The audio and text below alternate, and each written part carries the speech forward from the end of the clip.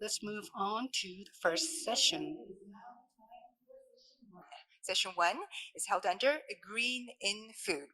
We have two speakers prepared to deliver their presentation and inviting our very first speaker, Mr. Cho Sang-hoo. He is Executive Director of Pulmuon's R&D Center, and he will be speaking on ESG management of Pulmuon and trends in sustainable food. Please join me in welcoming Mr. Cho with a big hand.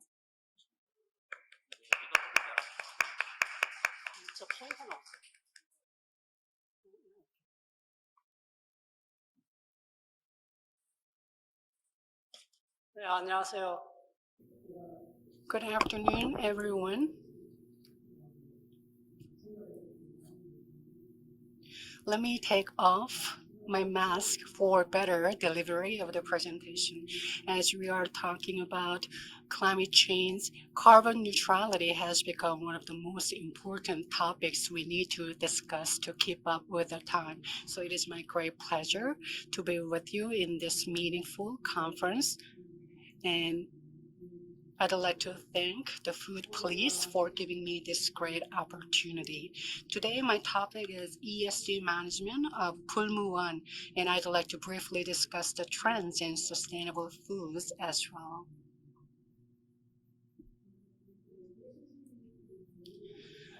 When it comes to ESG management, it has become a buzzword. So when we discuss ESG management, we need to talk about how important it is. Think about the traditional companies. Traditional companies pursue only making profits, but that's not enough for companies in this time. That is the background for the rise of ESG management. ESG stands for environment, social, and governance, as you heard before.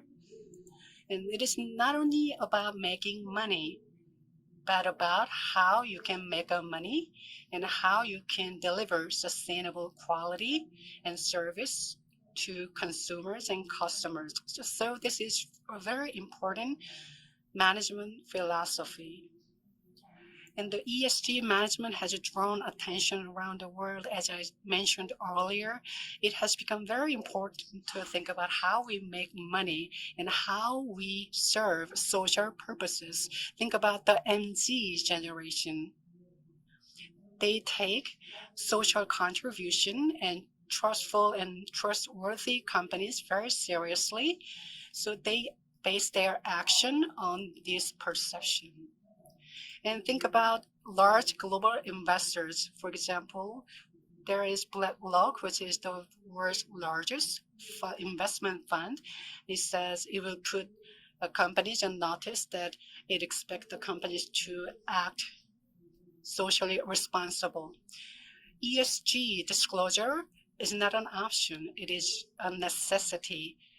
Morgan Stanley and Dow Jones and world largest investment firms are asking and demanding global companies to provide information and data that show how they are committed to ESG management. By 2030, the Korean government will make it mandatory for companies to disclose their ESG performance. So you may wonder how ESG management will bring values. Think about the Korean economy, and there are much data available. And the data found that ESG management is very helpful, not only to companies, but to consumers. ESG is linked to non-financial data.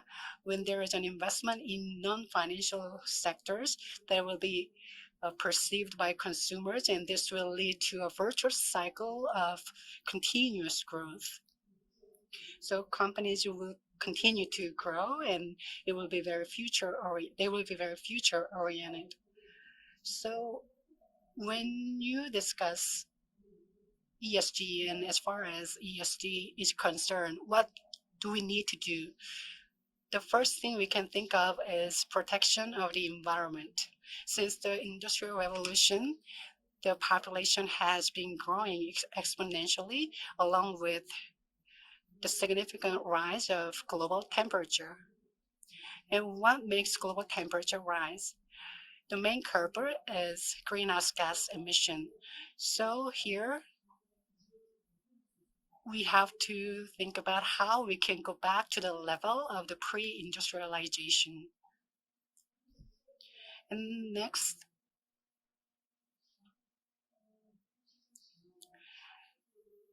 passing the industrial revolution, the society has been growing very quickly and fast.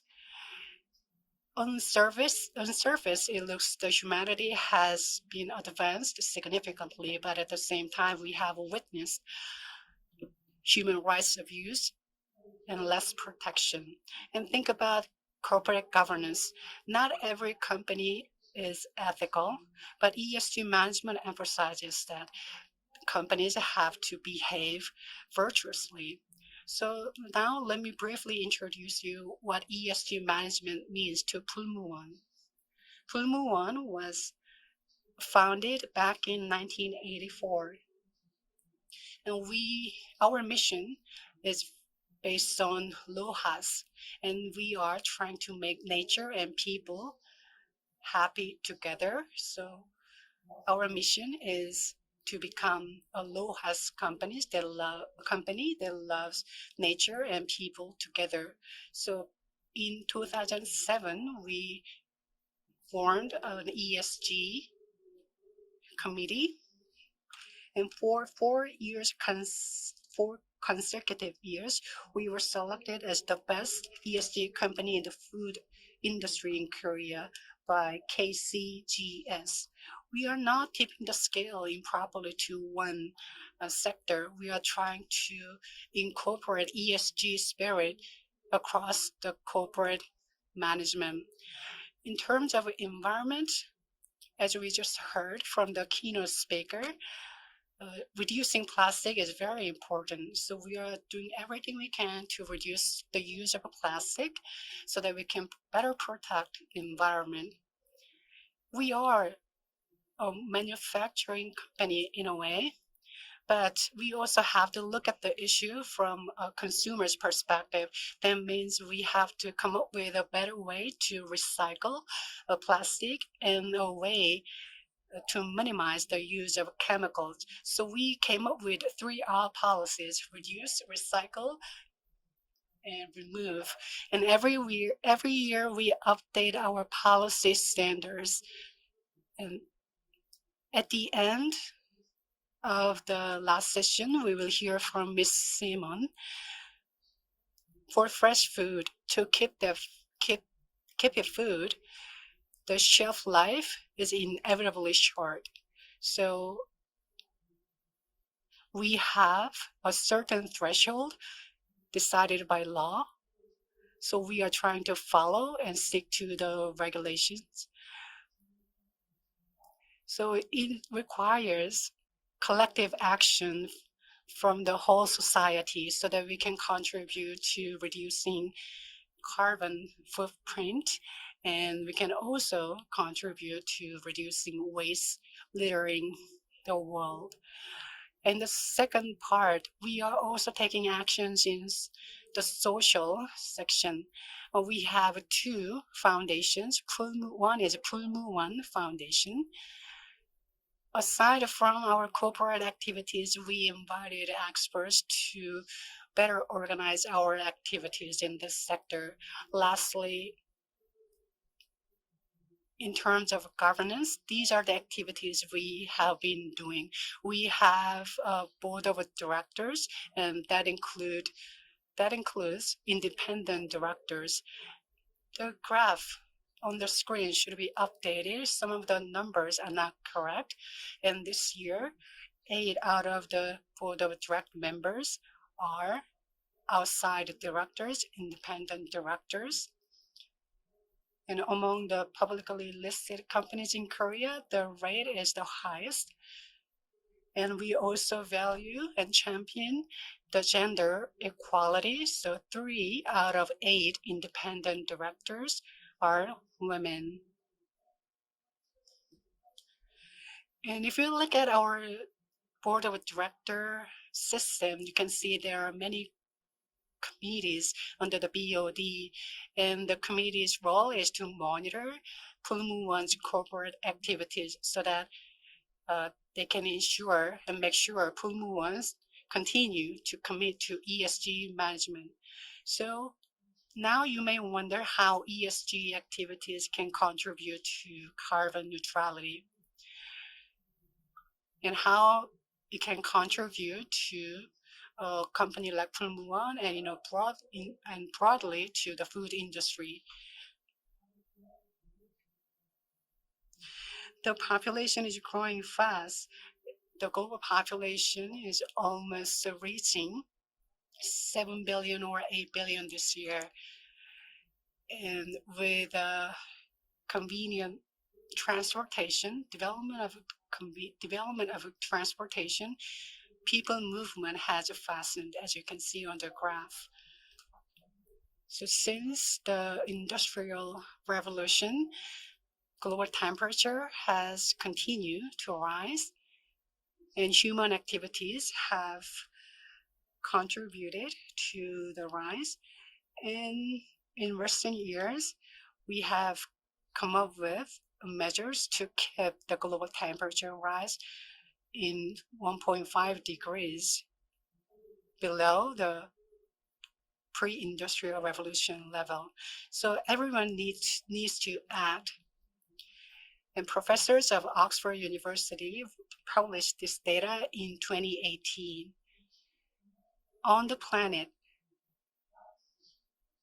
26% of the greenhouse gas emission comes from food and food production and growing food. And 60% of the 26% comes from animal products. If we can shift to plant-based, or if we can use microorganism to replace animal-based products, things really different. But humanity has been eating meats for quite a long time, so it has developed appetite for meat. So we need more efforts from scientists, and that will be elaborated by the next speakers in the following session. So there is this growing trend and movement in developing alternative meat. And now you are seeing another graph of the same data. So what do we need to do in the future? And there have been many topics discussed, such as alternative meats and sustainable food.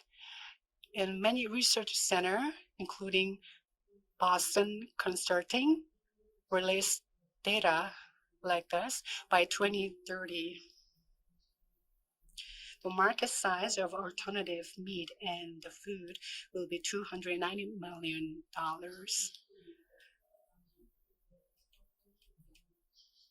By 2025, $72 billion will be the market size. This is the equivalent to the CO2 emission from Japan. So this market is huge. Another research found by 2030, the whole meat market is 140 trillion won. The market size is 140 trillion won, and by 2022, the market size will be more than 1,000 trillion won. So this graph shows a bigger market size. Maybe a couple of months ago, IFT published top 10 trends in the food industry. One of the top 10 trends was a plant-based food. That includes alternative meat or seafood or algae alternative. So by 2024, the market size will be 7 billion. So depending on which category or which scope you choose, the market size will be different and vary, but on average, it will be ranging from 7 billion to tens of billions. So as we are moving toward the future, we can realize and learn that ESG management will help us thrive in this market. So I hope many Korean companies can keep up with this trend. And Korean and international companies are developing many products that can be alternatives to traditional food. And I searched these online. And if you have time, I recommend you search these products online. So I will be very brief here. And Beyond Meat represents the largest plant-based market. It is available in the Korean market as well. And plant meat doesn't taste like meat blood. And that is very refreshing. And there's another example called Impossible. And it is one of the ingredients that goes into burgers. And next example is cell culture based meat. This is another example of upstream production. And it used to called Memphis, but now it is called upcycled meat. And future meat is produced in Israel. And this is a chicken breast. 100 grams of this costs only a few dollars. Another approach is using fungi or a microprotein. If you use this ingredient to make food, it tastes like chicken breast. Quorn is a British food company.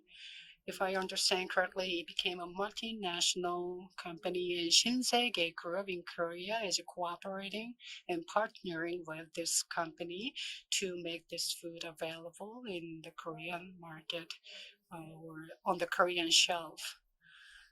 Next example is Just Egg or Just Mayo. These are also plant-based. They are dairy products.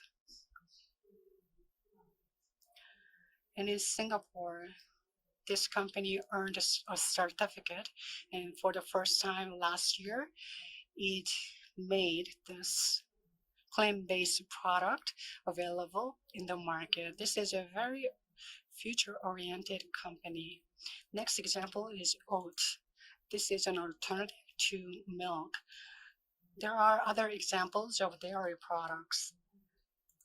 One example is Find. It is made from fungi. It tastes like ice cream. Next category is seafood. Nestle is the world's largest company, as you just heard, and Nestle developed a product called Vuna. It's plant-based product that tastes like tuna. Another example is Blue Naru. The company is based in California. And there is this specific species of fish that is most consumed in the US, and the company is expecting to earn and obtain a certificate from a relevant authority by the end of this year. And Pulmuon is competing against this company. And cell culture based is one option, but plant-based is more popular for seafood. And ocean Harga Food is using tomatoes to make sushi, raw fish sushi.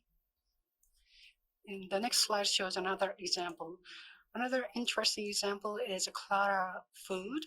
It is using fermented yeast. Fermented yeast. It is also an alternative to eggs or other daily dairy products. And it tastes like meat. It gives meat flavor. Looking into the Korean market to reduce 14% of greenhouse gas emission from the dairy industry. They are having many ongoing activities to reduce the emission. And this tofu is not animal protein source. It's plant-based originally and inherently. So Punmuon introduced tofu noodle last year. And we also introduced yogurt free of dairy. And another example is ramen, instant noodle. It can be called HMR product. Kimchi, when we make kimchi, we found an ingredient that can be an alternative to salted fish, raw fish. Meat cannot be avoidable, if not 100%, but if we have to use meat, we will use meat without cruelty test. According to some reports,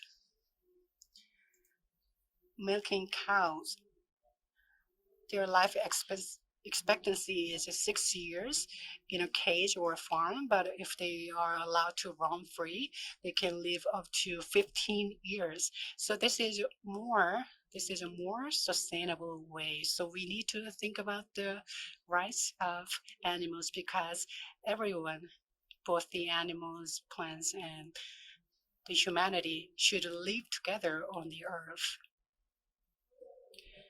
And Lotte Food introduced zero meat plant-based cutlet in 2019. It has name change recently. And Nongsim has an example. And Taegyeong Nongsan under Nongsim has run a research center to develop a product called Veggie Garden. And let me introduce you some startups. One of them is Jiguin Company. And there are some what we call ugly agricultural products, and we shouldn't let them go wasted. According to the UN report, 40% of such products go wasted in the stage of processing or harvest, and they lead to agricultural waste. The next startup is Seoul National University's startup called the Plant Eat. It has continued to develop new products. Koreans enjoy a lot of tofu-based food. Tofu is one of the biggest protein sources for Koreans. So there are many tofu products on the shelf, and some of the tofu tastes like bulgogi, the seasoned beef or pork. And we also have developed some alternatives to traditional side dishes. And CJ Jeildang is one of the biggest food company in Korea we should be proud of, and it is committed to developing healthy food, and it has used fermented ingredients. If you look at this product, it delivers a sense of a luxury product. And you see the hair of a horse. It is rich in certain ingredient, and the ingredient is called cysteine. Is a kind of amino acid, and the company has used electrolysis to extract this ingredient from plant. And this is part of a new material industry, and this requires years of R&D. But this is a very promising research sector. Not only the alternative protein in downstream, but also alternative protein in upstream has attracted so many startups and companies. When you culture a cell, you may use a suspension culture to mass produce the ingredient, but how can you make a food product out of the ingredient? And you have to make sure at the same time the product is safe and eatable. And Cheonnam National University and another hospital joined forces to research stem cells. And Mr. Park Il-jun have tried to create chunk of meat, and Yongnam National University. And Professor Chano at Yongnam National University has studying cell culture. Cell culture accompanies a process of contamination. To avoid that, specific and particular know-hows are required. But when it comes to ingredients, we have to avoid our reliance on international companies for sourcing ingredients. And Ewha Women's University has been using 3D print to create plant-based protein or cell-cultured protein. It has also used mashing technology so that you can provide a more structured cell-cultured ingredient. And with that, I'd like to conclude my presentation. Thank you for listening. Mr. Cho, for your excellent talk. Mr. Cho's presentation really goes to show Primuon's leadership in this ESG key mission areas. He talked about in his presentation protein transformation, and it's a good segue into our next presentation because I believe our next speaker, Professor Han Jae-jun of Korea University, would shed light on the technology side of that development. Ladies and gentlemen, please welcome Mr. Han Jae-jun, who will be speaking on domestic and foreign research and technological trends about alternative meat. 예, 안녕하세요. 저는 고려대학 Good afternoon, ladies and gentlemen. I am Han Jae-jun from Korea University. Today, I'm going to explain about domestic and foreign research and technological trends about alternative meat for 15 minutes in an easier way for you to understand. This is the content of my presentation. At first, I will explain about the background information of meat alternatives, and I'll explain about international research trends and domestic research trends of meat analog. And lastly, I would like to explain about the future direction to be taken by the research on meat analog. First of all, why do we need meat analog? As you know, for now, population is increasing, and across the world, many people know that meat is tasty, so every year the meat consumption amount is increasing. In the near future, of course, the meat consumption amount will exceed the amount of meat supplied to people. That is why we need meat substitutes. This is the background information of meat analog. In regards to meat analog, we have beef, pork, and chicken. These are called real meat.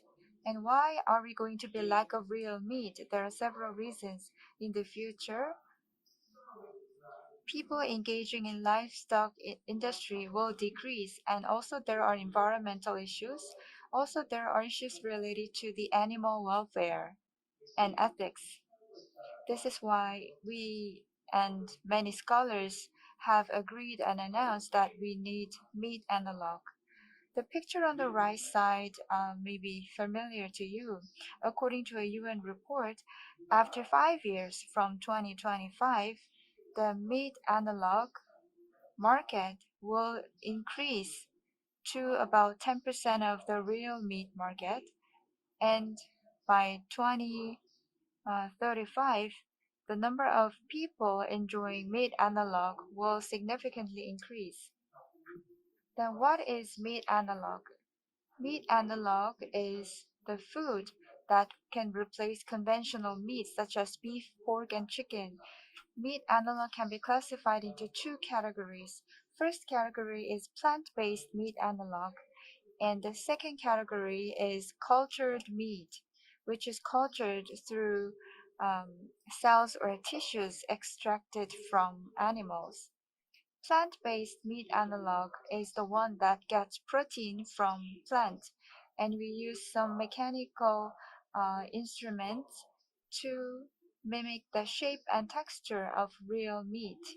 That's plant-based meat analog, and cultured meat is based on the tissues or cells produced from in vitro culture.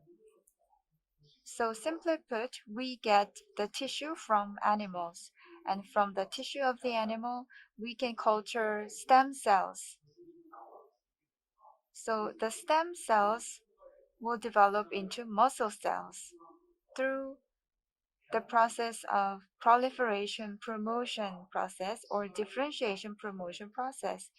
And also this is mixed up with fat, and then that becomes the final product of cultured meat. Next,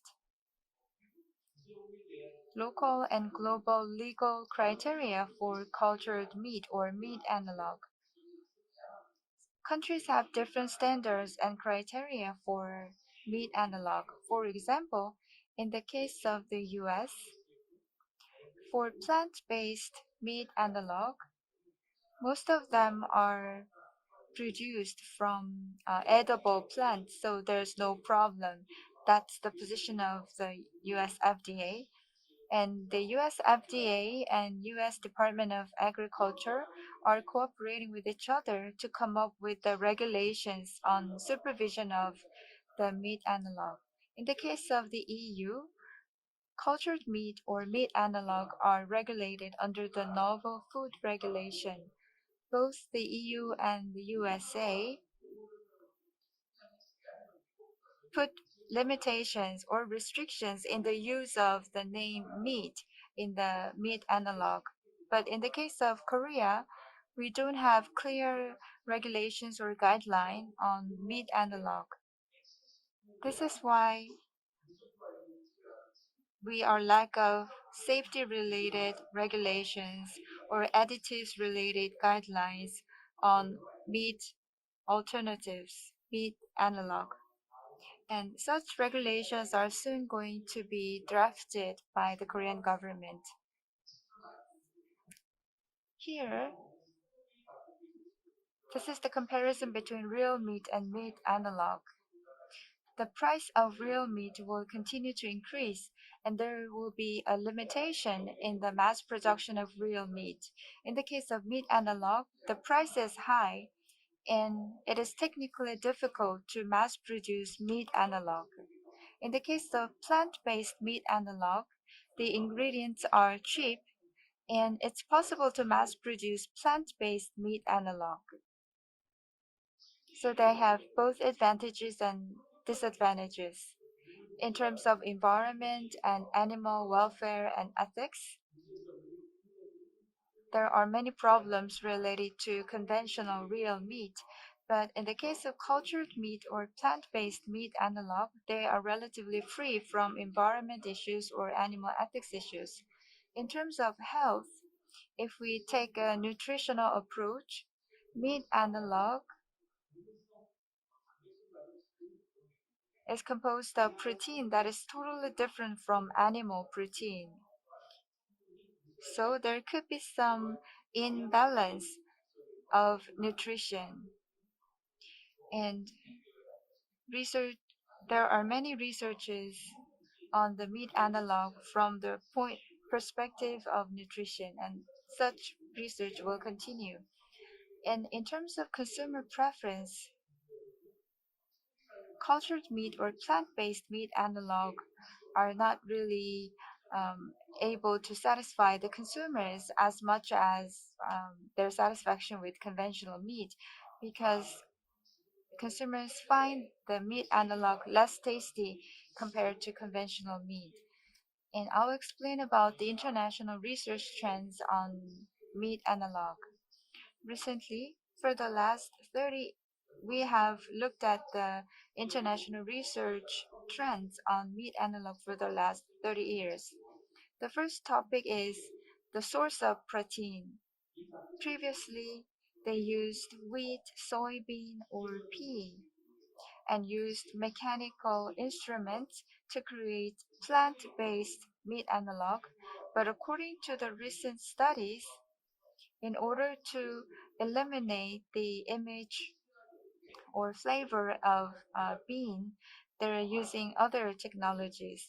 For example, they use mung beans, and also they use microorganism to create the protein. And there are also microalgae and other seaborne organisms that are being used for creating meat analog. The second category is related to the research on process technology. As for plant-based meat analog, mechanical instruments can be used to realize the texture of the meat analog. For example, they use extruder to create plant-based meat analog, and some companies use shear cell technology to create meat analog. In using these process technologies, depending on how they operate the technologies, the texture and taste of the meat analog could become different, and there are researches on this topic.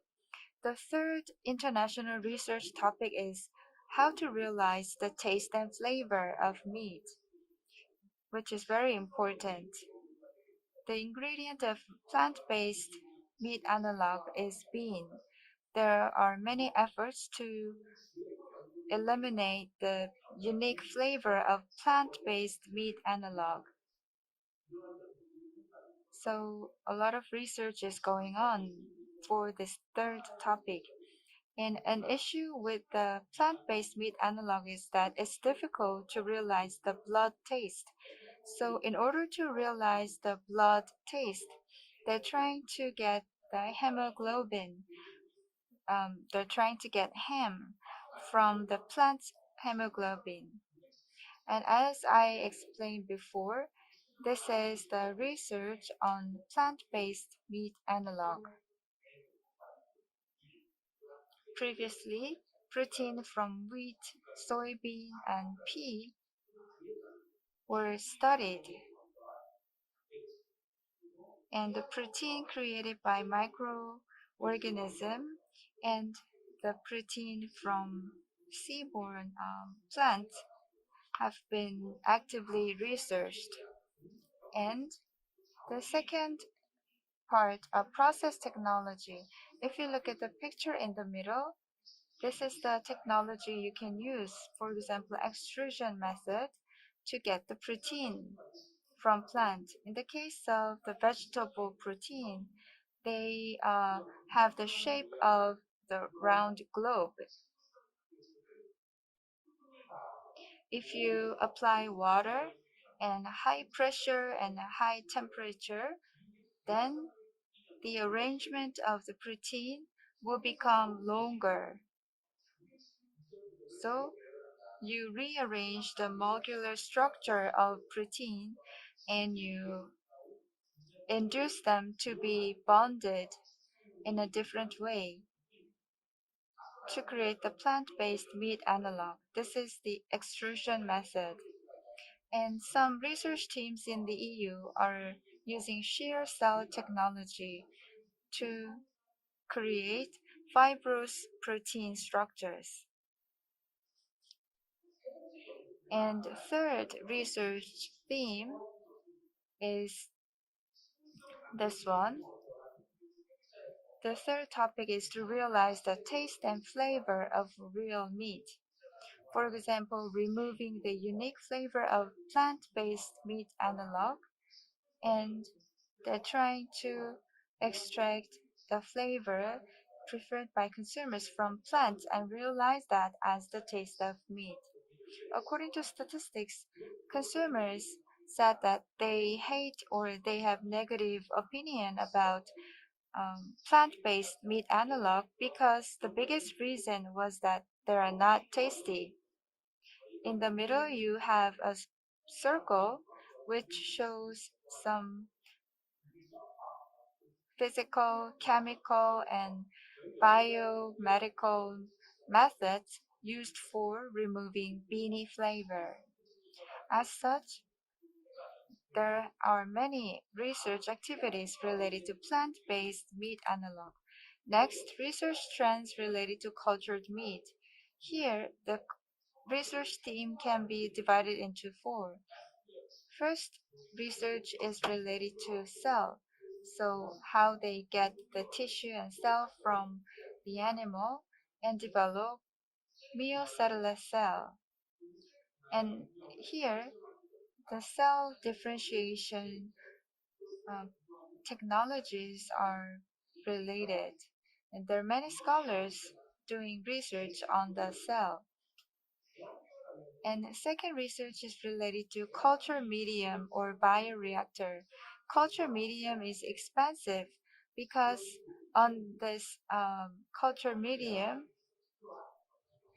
you need nutrition to culture the cell, and you need to prepare a certain environment where the cells do not die but continue their differentiation. And such research is being done actively. The last one is related to supporting materials. In order to get the fibrous cell, there should be a certain shape or structure of the cells to be realized. So scaffold can be used.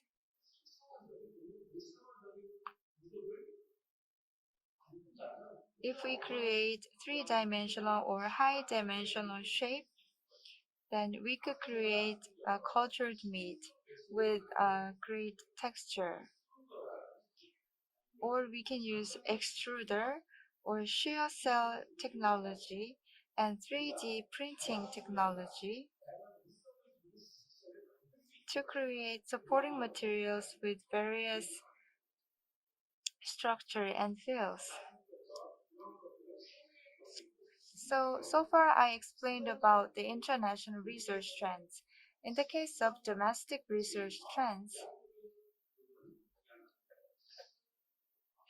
in Korea is actually lagging behind the other countries across the world in terms of the research on plant-based meat analog and cultured meat. I believe that going further, more researchers will invest their time and efforts for studying plant-based meat analog and cultured meat. Due to time constraints, I would like to wrap up the presentation. Then from now on, what will be the direction that the meat analog should take for the future?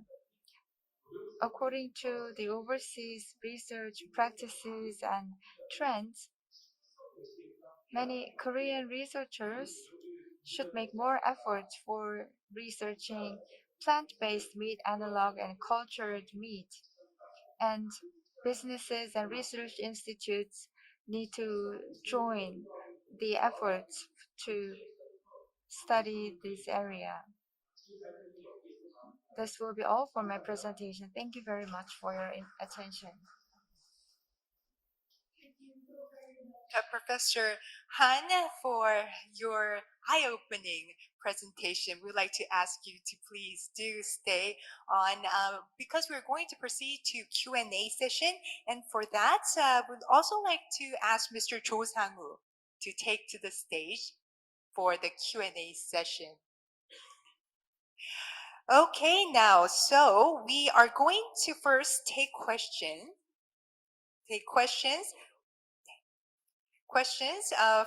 from Mr. Park Sang-woo of the Food Safety Management Center. 네, 식품안전경영센터 박 From Food Safety Management Center, do we have Mr. Park Sang-woo? Yes, do you hear me? Yes, thank you for being with us. So you may ask question now. Thank you very much for your presentation. I have question to Professor Han Jae-jun. Regarding meat analog, research is being done. In the case of meat, there's not only protein, but there is the relevant amount of vitamin. And what about the research on vitamin and other elements in the real meat? So the process of making plant-based meat analog has been very briefly explained during my presentation due to time constraint. As you mentioned, when we make plant-based meat analog, protein is the very basic element we need to realize. But as you said, when we have real meat, we not only have protein, but fat and other vitamin and minerals. In the process of plant-based meat analog production, in the process of getting the protein from plants, we can add nutritious elements that we want to add to the plant-based meat analog. So plant-based meat analog has nutrition as much as the real meat. Thank you. 넘어가 보도록 하겠습니다. 이번엔 Next, we have a question from Professor Tae-jun Ho from Wangkwang University. Professor, are you there? So please, can you hear me? Yes. My question is about ESG. I heard many examples from Executive Cho Sang-woo of Pulmuwan, and this sector has a bigger market size than we expected. So ESG will play a very important role here. Due to COVID-19, the online market is rising exponentially, dramatically. And along with that, we have to put more focus on food safety. So ESG management, how does it contribute to ensure food safety? Thank you very much for your question. As I briefly mentioned in my presentation, we cannot remove 100% of carbon footprint of the food industry, but we need to do as much as we can. As Professor Han Jae-jun said before, we can take different approaches. The one thing I'd like to point out is to reduce carbon emission. The UN has come up with many activities and mandate, and one of them is to reduce food waste.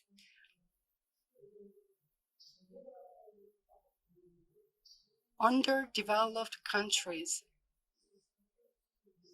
they generate a lot of food waste when they process crops they grow. But in Korea, food waste is generated in the stage of distribution. So there's this difference between developing countries and advanced countries and underdeveloped countries. Many of you may throw away products you kept at your fridge when its shelf life is expired, but there have many changes in relevant laws and regulations, and the government is pushing you to take a closer look at how to keep your food longer. So as I said earlier, the regulation specifies that fresh food should be kept at 10 degrees Celsius, but the number will be lower to 5 degrees Celsius. And that will be part of the efforts to make sure food safety.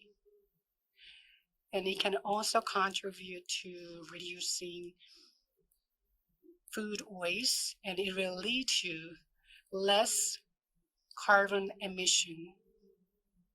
Speaking of the freezing temperature, we need to do more studies and more discussions. Does that answer your question? Thank you. Well, I guess this is a beauty of live conference. Thank you very much, Mr. Cho and Professor Han, for the lively Q&A session.